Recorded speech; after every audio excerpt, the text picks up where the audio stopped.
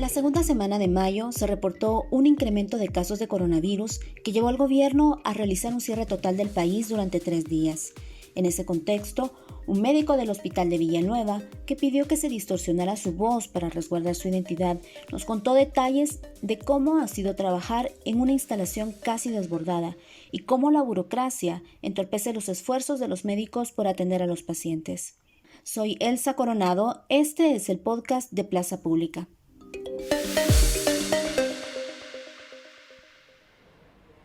El coronavirus empieza a escalar directo hacia el pico. De una semana a otra, la pandemia dejó 860 casos nuevos. Si el 10 de mayo se contaban 1.052 casos, para el 17 de este mes la cifra llegó a 1.912 y de estos 1.737 estaban activos. Las medidas de prevención han impactado en la economía de los guatemaltecos, en especial al sector informal. Muchos perdieron el empleo, mientras otros tuvieron que salir a las calles con una bandera blanca para pedir ayuda. Pero hay algo más que preocupa a los guatemaltecos: el colapso del sistema de salud y de los hospitales en donde son atendidas las personas contagiadas. El aumento de casos, las pocas capacidades del sistema y el limitado personal médico para la emergencia causan temor a nivel nacional. Hace un mes tuvimos contacto con un médico al que identificamos en este podcast como el doctor, una persona que, a condición de ocultar su identidad, contó la realidad que en ese momento vivían dentro del hospital de Villanueva. Volvimos a comunicarnos con él para conocer cómo ha reaccionado el personal ante el avance de la enfermedad. Doctores piden auxilio. El personal de salud del Hospital de Villanueva, adaptado para atender a los pacientes de coronavirus, pidieron al gobierno más material de protección y humano, debido a que se ven desbordados por la situación. Si en 48 horas no reciben ayuda, entrarán en asamblea permanente por el riesgo de seguir trabajando en estas condiciones. Esta es la publicación que se hizo en un medio internacional cuando los médicos del Hospital de Villanueva hicieron una convocatoria de medios para informar sobre lo que estaba pasando ahí adentro y cómo estaban los médicos. ¿Cómo lo ven ustedes? ¿Es cierto esto que está sucediendo? ¿Es cierto esto de que ya se quedaron sin insumos y que los médicos quieren ir a paro? Sí, hombre, pero es que el problema está que las empresas, ellos licitan, pero las empresas no llegan a ofertar. Aquí el problema no es que no haya pisto para comprar, sino que es a nivel de que no hay empresas que lleguen a ofertar. Y yo no sé si ellos están enterados de eso o no. ¿Ellos quiénes? Los médicos, porque en la realidad, eso es lo que me contaron las de compras. Entonces me dice que está la jefa de compras, está ahí. ¿Qué podemos hacer nosotros? Me dice, sí, mira, nosotros ofertamos, sacamos licitaciones y no llegan a ofertar. Y no llegan a ofertar porque el producto está escaso. Y el que nos traen, que son empresas nuevas que están metiéndose a vender, no cumplen con los requisitos de calidad de compra. ¿No son productos de calidad? No. Entonces no pueden comprar ellos porque ellos se basan bajo un lineamiento. Y si no cumplen con todo, entonces no pueden comprar. Por ejemplo, me explicaba ella, hay muchas batas que están vendiendo, me dice. Pero la que nosotros necesitamos comprar, me dijo, es una que le hacen 3 dobleces. Y pasan la máquina, me dijo. Porque eso asegura de que no se va a filtrar por ningún poro del hilo el virus, me dijo. Que el zipper que llevan las batas y cierra, tiene que llevar o sea, el zipper y forro, para que por medio del zipper no se vaya a pasar la enfermedad. Entonces, si los proveedores y llevan las que están fabricando y no cumplen, ellos no pueden comprar. En una situación normal, conseguir los insumos médicos no es tan complicado, pero en medio de una crisis de salud mundial por el coronavirus, las adquisiciones se complican. La burocracia también ha repercutido en la contratación del personal. Dentro de uno de los hospitales más importantes para atender esta pandemia, hay un cuello de botella administrativo.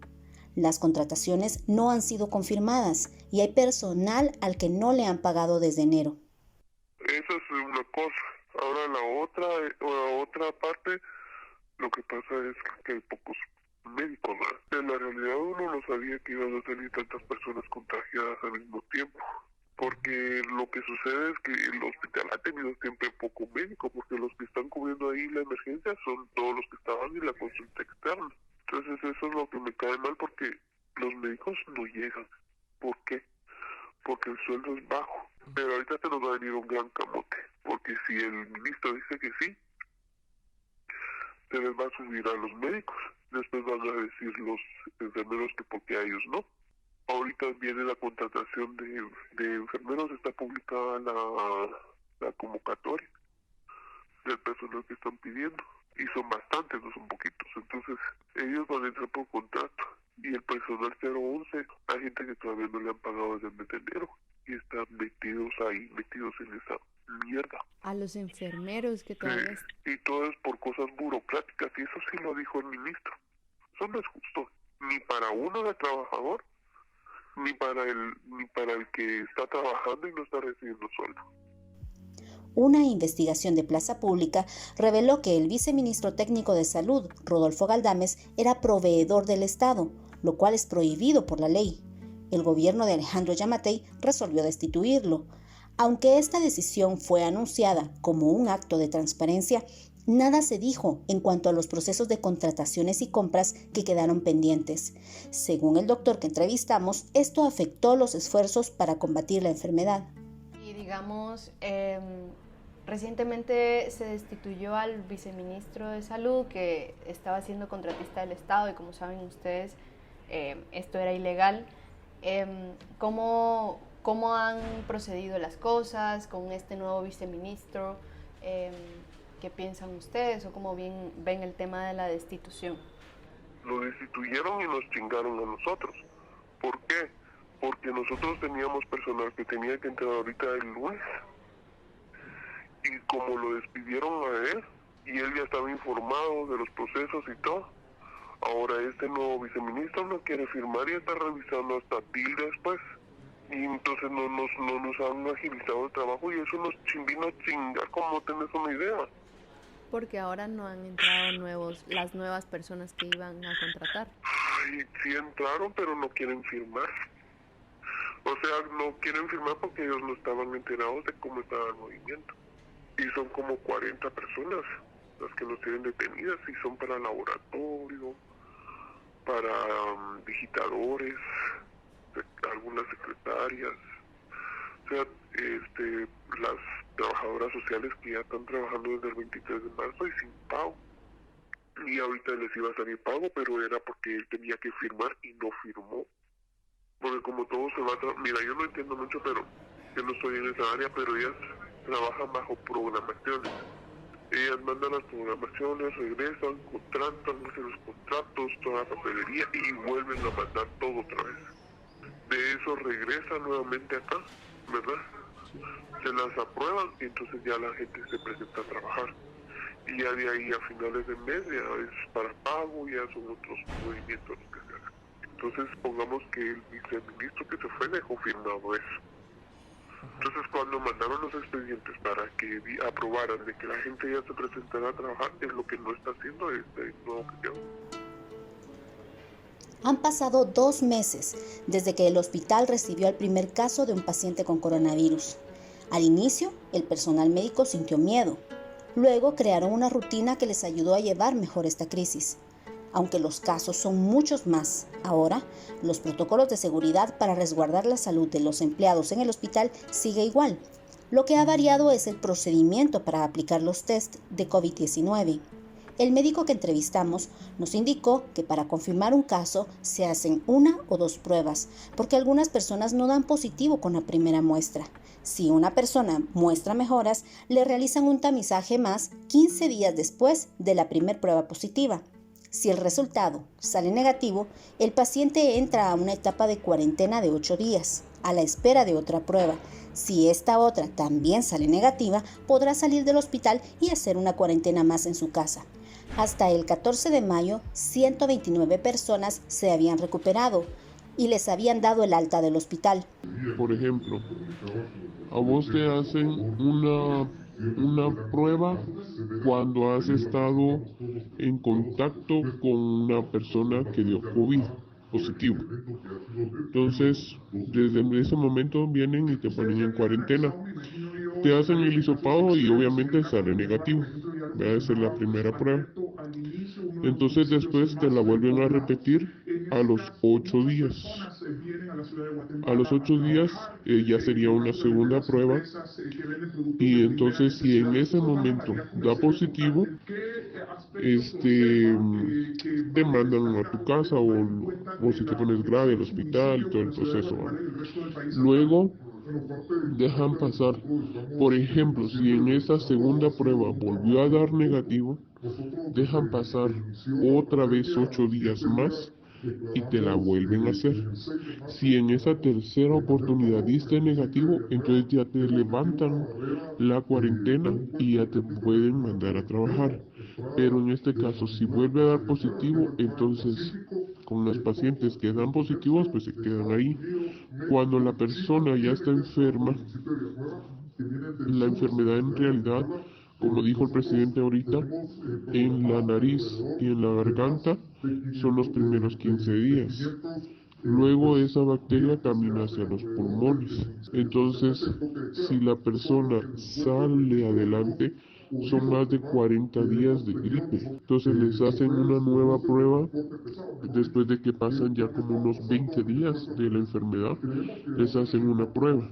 Si esa prueba da negativa, todavía dejan pasar otra vez otros 8 días más y le vuelven a hacer otra prueba. Luego dejan otros 8 días más y ya le vuelven a hacer la prueba y si sale negativa, entonces ya sale la persona. Quiere decir que por cada persona hacen de cuatro pruebas, tanto negativos como positivos. Por eso es que, por ejemplo, los que son asintomáticos y salen rápido de esa enfermedad, les hacen la prueba, salió positiva, entonces luego dejan pasar 15 días, se la vuelven a repetir, ya salió negativa, dejan pasar otros 8 días, se la vuelven a repetir, sale negativa, entonces ahí ya pueden levantar la suspensión, pero de lo contrario sigue, o sea, es un proceso como 30 días para el que dio negativo siempre y 40 para el que da positivo. El uso de mascarillas y vestuario médico especializado es permanente. La limpieza de espacios compartidos es constante y la rotación de turnos continúa igual que hace un mes. Pero hay algo más que no está bien y que el médico no soporta: la comida. Nosotros seguimos igual. Ya te dije, la comida, pura mierda. Yo comí un día ahí y miramos una comida tan asquerosa que te lo juro. Como me dice, conmigo se estaba quejando también una enfermera, porque me dice, a ellos no les dejan dar comida, comen lo que les llevan de ahí. No les van a ayudar a subir las defensas. Más bien se les bajan, no solo están viendo anémicamente cómo la gente se está enfermando, porque ahí tenemos los peores casos. ¿Qué empresa les está dando la comida? No sé, eso quisiera saber yo. Ningún logotipo, en ningún lado que nos llevaron la comida. Comida de mala calidad, entonces. Mala calidad. Y saber cuánto estaban cobrando cada plato. Aunque el doctor podría pasar horas señalando deficiencias dentro del hospital, también hace una pausa para explicar algunos rumores. Por ejemplo, muchos empezaron a señalar que los pacientes internados debían pagar por el medicamento que les administran. El doctor aclara que esto en realidad no es algo novedoso y que siempre ha ocurrido. Me estaban diciendo que la gente tiene que pagar ahora por su medicina. Eso ha sido toda la vida en todos los hospitales, no es de ahorita. Solo los casos que son así muy onerosos, los hospitales ponen las cosas. Pero por ejemplo, si yo padezco de hipertensión, yo me tengo que llevar mi medicina. Si padezco del azúcar, también me tengo que llevar mi medicina. La medicina que uno necesita si padece una enfermedad específica. Exacto. Además de la denuncia de falta de personal médico en los hospitales, el doctor afirma que en el hospital de Villanueva, el área del segundo nivel, destinada para tratar a los pacientes, llegó al límite la semana pasada e incluso duplicó su capacidad. Según un estudio publicado por Plaza Pública, en los hospitales del país, solo hay una cama por cada 2.000 habitantes. Los expertos indican que para atender esta crisis, Guatemala tendría que multiplicar por 6 su cobertura. En el segundo nivel sí ya está lleno.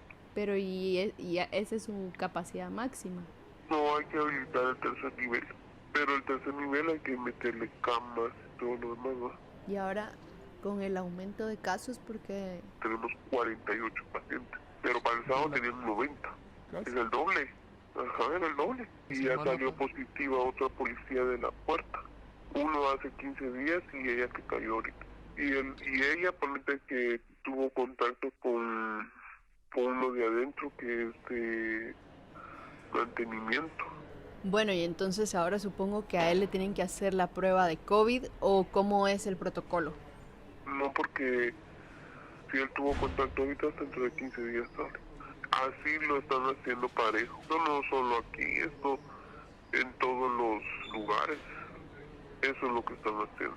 La torre, lo de Pais, lo del aeropuerto. O sea, así es el protocolo. Pero ese protocolo es poner en riesgo a más gente. Pero es que si no sobrepasamos las capacidades de un hospital, no se va a dar abasto. ¿Cuántos encuarentenados hay a nivel nacional? Eso es lo que nos dicen, pero sí, fíjate que cuando empezó esta babosa, íbamos cerca de 15,000, yo calculo que ahorita es el doble.